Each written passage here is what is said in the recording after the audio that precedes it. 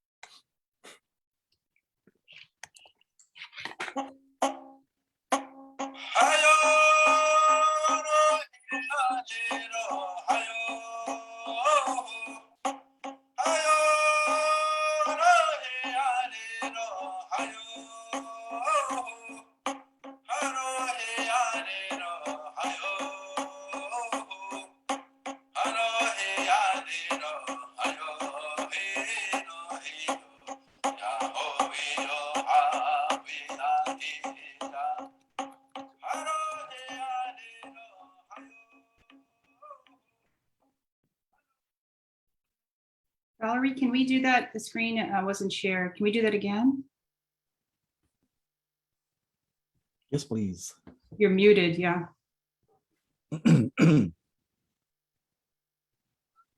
Yeah, you're muted, Valerie. Thank you. Sorry, let me do this again.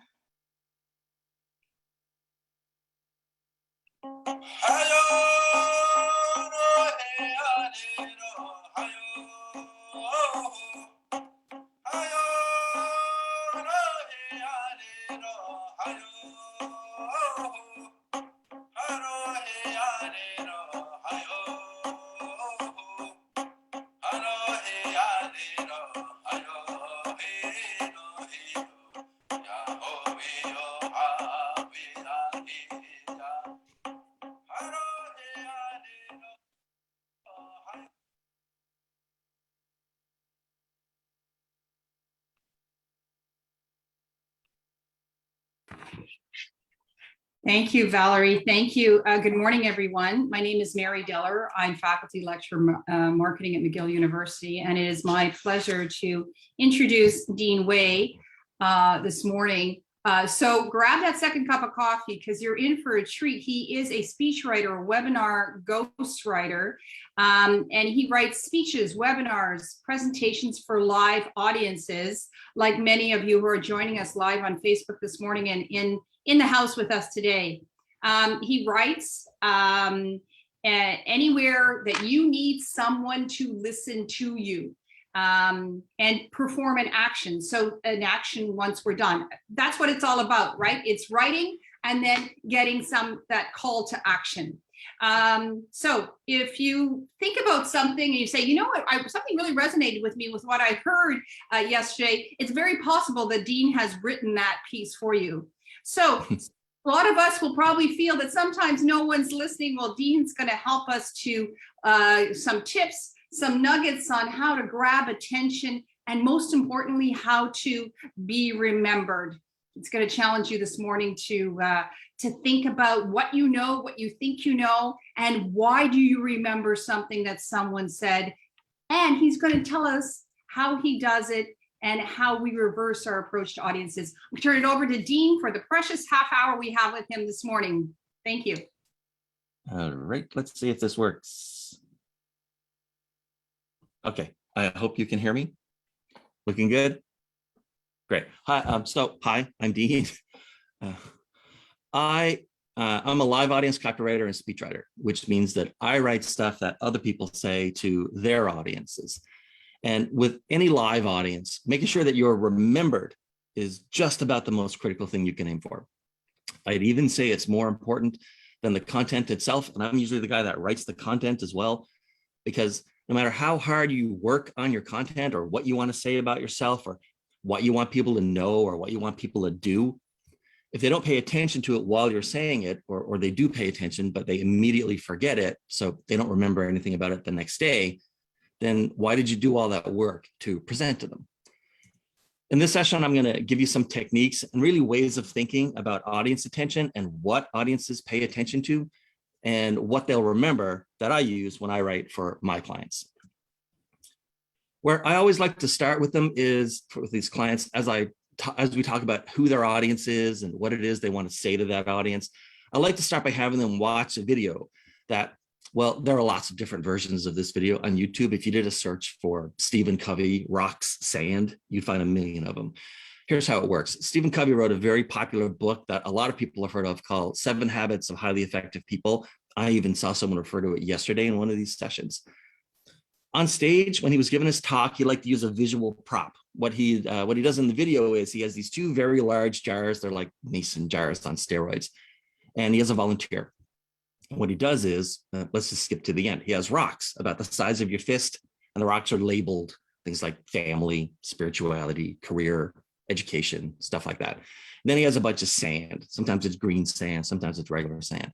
And the point, we'll skip to the end here, the point of the video, the point of the demonstration he does is that if you put all the sand in first, and the sand represents everything else in life, all the distractions and unimportant stuff in life. If you put that into the jar first and then try to fit all the rocks in, it's possible, but it's not easy. It's way more work than it should be. But if you put the rocks in first as your priorities and your focus, then the sand, all the other stuff in life, you can just pour it in. And it will fill every available space, every crevice, nook, and cranny around the rocks. Now, Stephen Covey wasn't a writer. Well, he was a writer, but he wasn't a speechwriter and he wasn't a copywriter. And he didn't have to worry about audience attention the way that my clients do, because they're not famous authors for the most part. So the lesson that Stephen Covey didn't give to the people he was talking to, the lesson that I start every client off with, is that we make the mistake when we look at our content. We look at it and we want to say, what we want to convey. And then we try to figure out the best way to say it, the most memorable way, or the way to get the most attention, right? What Stephen Covey didn't tell the audience, because he wasn't a copywriter and he wasn't a speechwriter, is that to everyone in the audience, your audience, his audience, every audience, you're not the rocks, you're the sand. You're one little grain of sand flowing around all the other important things in their life that are important to them. Your content and what you want to say, no matter how grand or important or critical, is still sand in their life. And so once you understand that you're the sand, not the rocks, you can figure out what it is you need to do, what you have to say, and how you have to say it, to attach yourself to their beliefs, their priorities, to be next to one of the audience's rocks. Because no matter how much money you want to spend as a company, no matter how much time you want to spend as an individual or a job seeker or a small business person trying to interrupt people and inspire them and intrigue them, the fact remains you're sand, and they have rocks that they actually care about. If you're going to be paid attention to, if you're going to be remembered, understand that you're the sand and connect to connect your message to a rock. It's the same in traffic, by the way. When you're stopped at a red light, every person in every car and in every building, plus every pedestrian, has a rich and complex life being lived at the exact moment yours is. And even though they're right next to you, you're not part of any of those complex stories, except as a grain of sand. And they're each just a grain of sand in your rich, complex story. So you either need to be very new and different from everything they're already familiar with, or you need to immediately connect yourself to one of their rocks, ideally both if you can manage it. Everyone else thinks they can interrupt their way through. Everyone else starts with what they want to say and figures out the best way to say it. You need to start with what your audience will pay attention to and will remember, and then write your message in that context. Connect what you want to say to what they want to hear, what they want to know more about, what they care about. That's how you get remembered. Now, I tell this to clients and they think, oh, that's too much work. Or they say, I don't know how to connect what I want to say to what audiences really care about. But as humans, this is actually one of the very best things we're good at. I mean, we're so good at this, we hack our own brains and see things that aren't connected at all. We're great at connecting any two things into some kind of pattern. That's why we see Jesus's face in a piece of burnt toast or UFOs in clouds.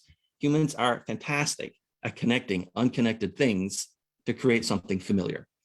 So you already know what your audience will pay attention to. You already know what they'll remember because they're the same as you. So let's remind ourselves, what do audiences remember? What do audiences pay attention to? In my world, business communications, I focus on 3. First up, audiences remember dissonance. We might express this as creating or highlighting a gap or as creating tension. We're so good at seeing patterns that when someone breaks a pattern, our brains pay attention and remember that. So here's an example of that. One of the things I teach people is how to open their presentations or talk. It's very critical to know how to open properly. And one of the techniques I like them to use is called the Contra Technique. Contra basically runs like this. X, whatever X is true, but not for us, not for people like you. Here's a really silly made up example of that. Milk is healthy for you. It's always been healthy, but not for people with green eyes, or not for people who live in this part of the world, not for you. That creates a gap between everyone else and you or the group or the company that you belong to. That's instant dissonance because it doesn't feel right to us for something to not fit.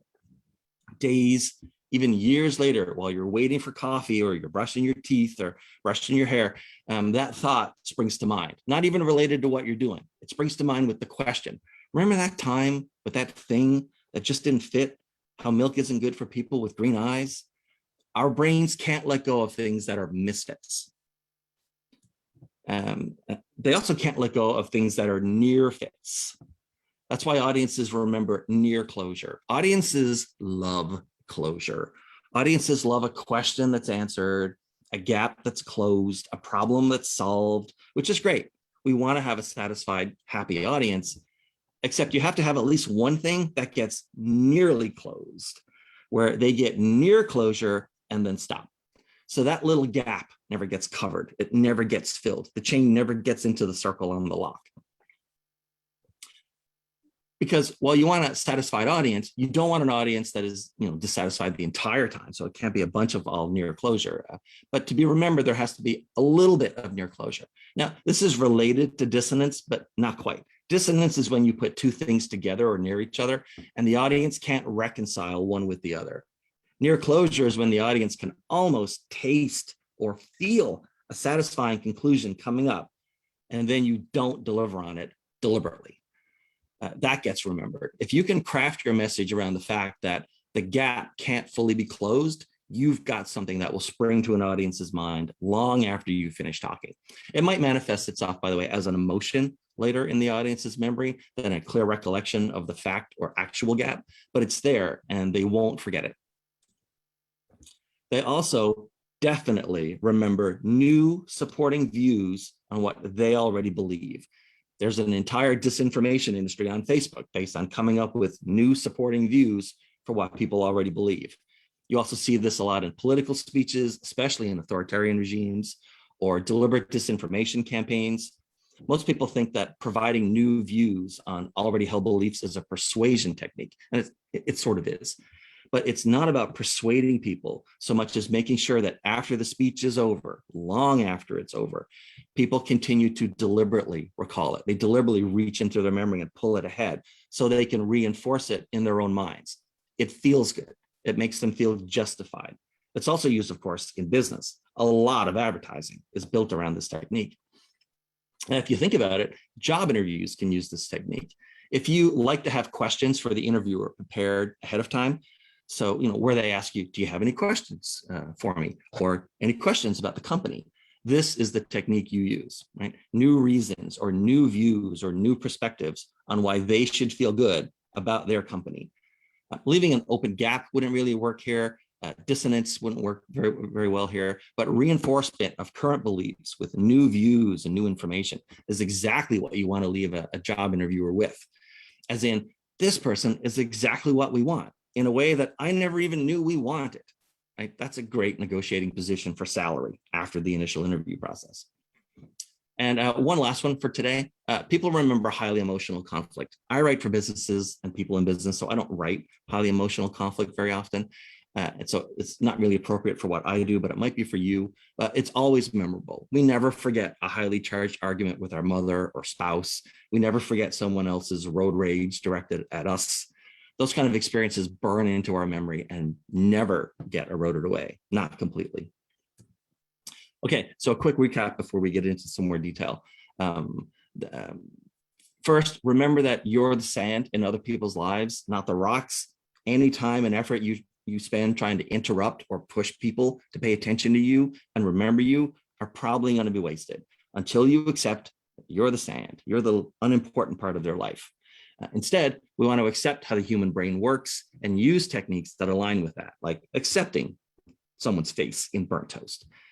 Next up, we dug into dissonance or tension or gaps. That was the milk isn't good for green-eyed people example. Then it was near closure, where we leave something almost resolved, not quite. And then I talked about supporting their current beliefs with new views, which is used heavily in politics and things like vaccination and great job interviews, where you want to make serious money. And finally, everyone remembers highly charged emotional things, but those aren't used much in business. Now, I need to talk about the second right answer and masturbation. The second right answer. So almost all of us can come up with a good enough or right answer really quickly to most of the questions in life. You've probably even experienced where we can even instantly come up with our opinions on things we didn't even have an opinion on until someone asked us about it. When you're working on a problem or trying to convey something to an audience, something that you want them to understand and remember, you need to go for the second right answer. And the second right answer only comes through thinking over time, but it's always there. People who write a lot understand that, for example, the concept of the crappy first draft, that if they're going to write something good, they need to get the crappy first draft out of the way. So they can finally get to the second right answer. Everyone's first draft is crappy. Professionals understand that the crappiness isn't a reflection on their writing ability or thinking ability. It's just the way writing works. So you get that crappy first draft out of the way as fast as possible, because it's a lot easier to edit something into being valuable than to create something valuable from scratch on a blank screen or a blank piece of paper. Sorry, Dean, can I just interrupt 1 second? It's Mary. Are we seeing the right slide? Is this are there any slides, or is this opening place for slide for the talk? Just making sure. Some people were asking if there's any additional slides with your presentation. I'm not sure. You guys, what's on your screen right now? Just your opening slide. Oh, that doesn't make any sense because I've been advancing the whole time. Yeah, so I just wanted to, sorry to interrupt. Just want to, we are just still seeing living rent free in other people's minds. There we go. Okay. All right. Well, I will take you guys down to. Maybe just start, maybe just run through the top. We can see what, yeah, there we go. So sure. Right. Nothing on that one. Nothing on that one. This is the Stephen Covey sign. Oh, there we go. Thank you, Dean. Thank you. And then maybe. I don't know why that didn't work. That's so weird. Can we go full screen here? If not, it's not a problem. We continue. There we go. Perfect. Now we see the burnt toast and the sky. Perfect. Thanks, Dean. Thank you. And just one more quick question. Could you just mention so we can catch up a little bit here? Anita would like to know if you can, a concrete example of a gap so she can really get the concept, or they can really get the concept into their head, or the almost closing of a gap. Sure. Well, I'll tell you what, I'm almost done with. Yeah, thank you. We'll address that one. And we can jump right into it. Thank you. All right, so let's see where I can get you guys here. So the second right answer. All right, so we talked about getting that sort of, everyone has to get to a second right answer. Everyone starts off with something that's sort of instant, and you want to get past sort of, if you're writing something for an audience or for an interviewer or whatever, you want to get past the crappy first draft and push yourself a little bit and give yourself time. Because it's a lot easier to edit something into being valuable than to create something valuable from scratch, right, on a blank screen or piece of paper. So for whatever you're trying to convey, that you are the right candidate for a job, or the customer or prospect should buy from you, or that your views are valid, the things that you remember other people saying are almost always related to a second right answer. They went beyond the instant pat answer that all of us can come up with in a few seconds or fraction of a second. They worked it through, right? They worked it out over time and they got to the second right answer, which is always more valuable or more interesting or more novel than the first right answer. You don't have to have a presentation or speech or job interview answers or whatever that's 100% full of second right answers. That would be great. If you can manage it, go for it. But you need to go past the first right answer and into the second right answer on whatever it is you want someone or an audience to remember days or weeks or years later. Everything that you remember that's at all intellectual or fact-based was at one time someone's second right answer. They went past the instant easy into the tougher, slower, and that's what you remembered after they said it. Dean, I'm sorry, we're still on the burnt toast. Is that the right slide? No, I'm sorry, I don't No, understand. so you know what? Maybe don't go to full screen mode. Can you just go as we were before? And I think they'll advance, and I think we can all see it. Sure. Well, let me see if I can. Make yeah. it bigger Why don't we for you. just leave it at that, and then I think everyone can see in that mode. And Sure. Well, there wasn't anything to see on the other one. Perfect. Okay. Thank you. There we go. That's perfect. All right. So let's talk about masturbation. In all writing and in all communication, where one person, especially someone who isn't a professional writer, is trying to create a content piece or a message for an audience, masturbation is everywhere. And here's what masturbation is in this context. Masturbation is when you write something or say something that's for your pleasure, regardless of how the audience or reader will experience it. So it's always a partnership, you and the reader, you and the listener. It's a partnership. And when you're doing something just for you, something that makes you smile because it's so clever how I said that. And, oh, wow, I'm such a good writer. Look how smart I am. That's masturbation. You did that for you. You weren't thinking about whether you were maintaining their attention, whether you're being memorable, or whether they're getting everything out of the experience that they could. You did that for you, right? The most common place we find this masturbation is in cliches and overblown language. When we create our crappy first draft, cliches can be everywhere, right? It's you trying to feel smarter. You don't sound smarter because nobody thinks that a cliche sounds smart. We use them, or we use words that are more complex than they need to be because it makes us feel good as writers, as presenters, makes us feel good as fragile individuals, but we're not here to make ourselves feel smart. When we're writing or creating for other people, for an audience, we're writing for them. And so you need to ruthlessly go through what you write and what you prepare and remove anything that makes you smile or chuckle because you think, wow, yeah, that's good. I did an impressive job there. That's good writing. That's good language. It's not good writing. It's not good language. It's masturbation.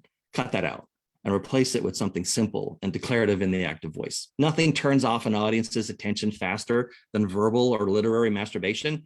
And if they didn't pay attention to something, they aren't going to remember it afterwards. Let's see what we got here.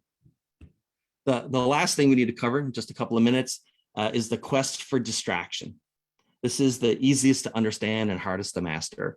You have to stand out in some way for an audience. And that doesn't mean you need to be exemplary or the best in the world or the only one of something in the world. It just means you need to stand out in a way that matters to the audience, to be different in a way that matters to them. You need to have that second right answer, right? Everyone's on a quest for distraction, for novelty. And that quest is your biggest ally in the struggle for audience attention and memory. A lot of people think it's the biggest enemy, but it's really your biggest ally. Everyone is always looking for the next thing to distract them. That, at least in the business world, it's not that hard to stand out so that people looking for a distraction will be interested.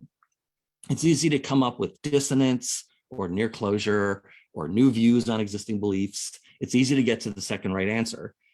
You just need to be bored. Let me do this one. You need to bore your brain as it looks for its next distraction. Like take a walk without headphones, drive your car or commute without listening or watching or reading anything. Stop bringing your phone when you sit on the toilet. Give your brain a chance to process all the thoughts in there. It will work up the second right answer all on its own. It will come up with the memorable, novel, interesting things that you'll create. It just needs some time on its own without you shoving more distracting crap into it. It's so easy and it's super hard, right? I get that. We crave that dopamine hit, man. We crave learning new stuff and seeing what other people are doing and being entertained. Putting yourself into boredom is hard, super easy, but so hard. But I mean it. I make a very nice living helping people be remembered just by letting myself be bored a lot. In the 21st century, explaining that you need actual, truly boring time in your life is like explaining to someone how great skydiving is. Right? Most people will never, never jump out of a plane or understand why you would try to get them to jump out of a perfectly fine airplane.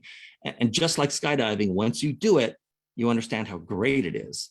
And, you know, friends, however you get there, that's okay, right? If being somewhere quiet does it for you, do that. Every so often when my father-in-law visits us, I'll walk into the TV room and he's just sitting there. No TV, might not even have the lights on. He spent his career as an aerospace engineer and he likes to let his brain do its thing by sitting in an empty, quiet room, right? If I walk in, I totally get it. I leave, TV can wait.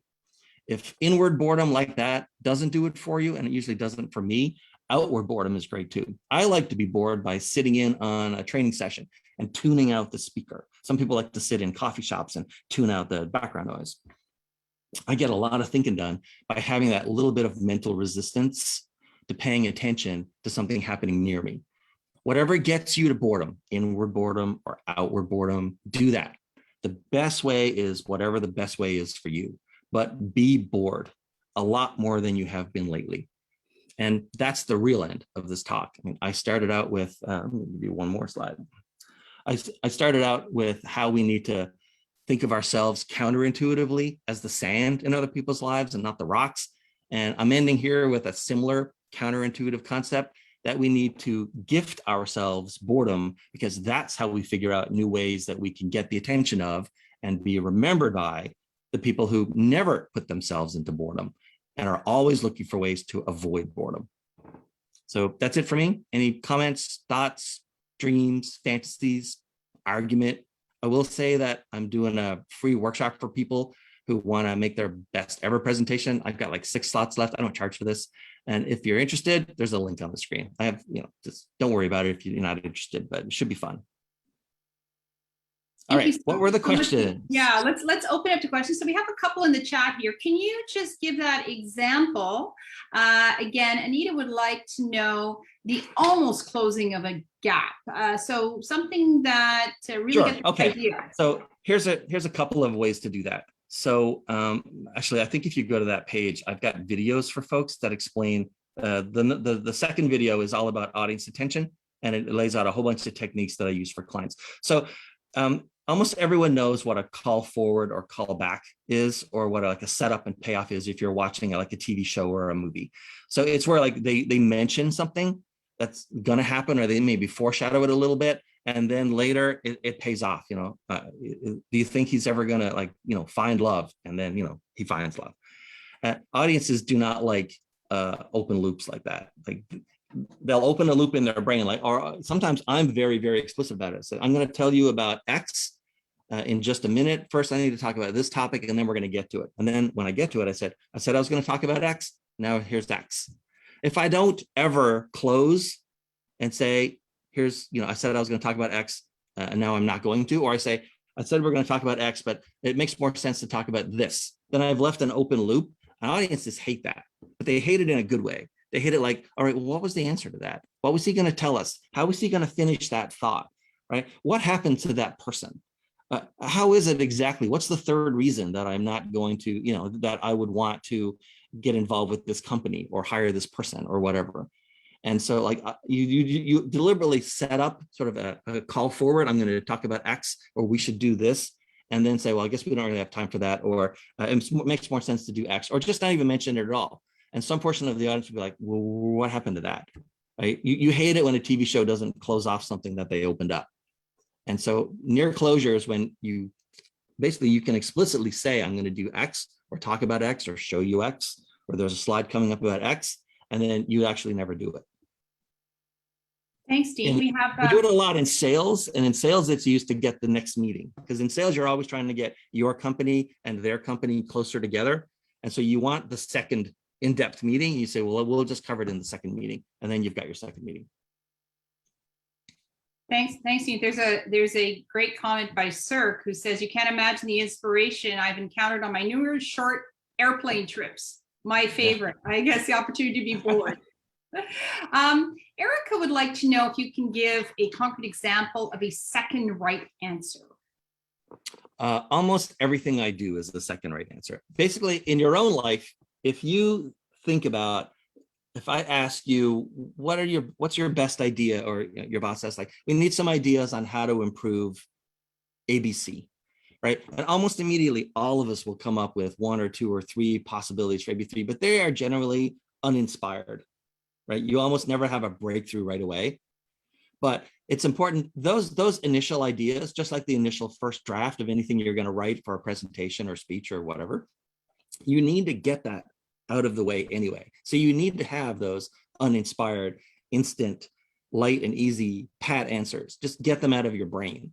And then, but if you go back and keep thinking about the same question, then the second or even third right answer will come. And generally speaking, the second and even third right answers have the benefit of knowing what the first answers were, but then they've had a chance to bake and mature in your brain, and other things sort of in your mind and in your life, and that you've read in a book you read 4 years ago, or a podcast you heard 6 years ago, something stuck in there, and then that gets attached, and those things combine into a second or even third right answer, where it's clearly a better option. Like, wow, that's a great idea. We should do that.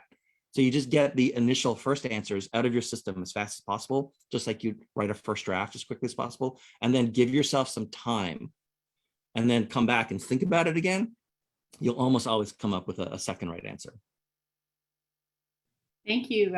Thank you so much, Dean. This has been fantastic.